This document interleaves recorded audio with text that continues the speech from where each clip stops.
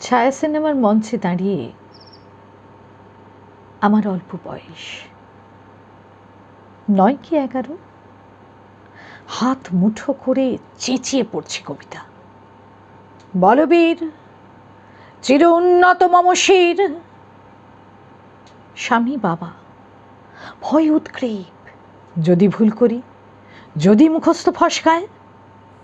আমি নির্ভয়। সেই সভাঘরে খুদে আবৃত্তিকার হাততালি কম পায়নি এবং একটা রূপোর মেডেল। বাংলা স্যার একদিন নিয়ে গেলেন কবির কাছে। জন্মদিনের উৎসব, কত ভক্ত এবং ফুল টুল।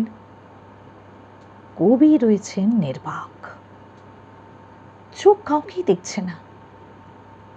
প্রণাম করেছি, পিঠে খোঁচা মেরে স্যার বললেন, শোনাও, কবিকে শোনাও সেই কবিতাটা। অন্য অনেক লোকেরা তারাও বললে, শোনাও খোকা, শুরু করো, আরে শুরু করো। কিন্তু আমার গলা থেকে আর বেরোলো না কোনো শব্দ।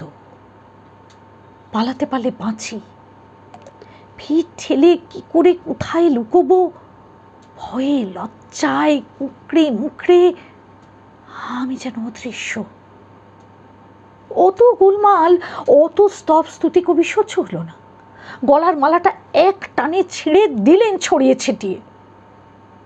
একখানা ফুল ছিটকে পড়লো আমার বুকের উপর। চট করে সেটা তুলে নি, কেউ দেখলো কি দেখলো না। সেই ফুলখানা আজও রাখা আছে আমার খাতার ভাঁজে।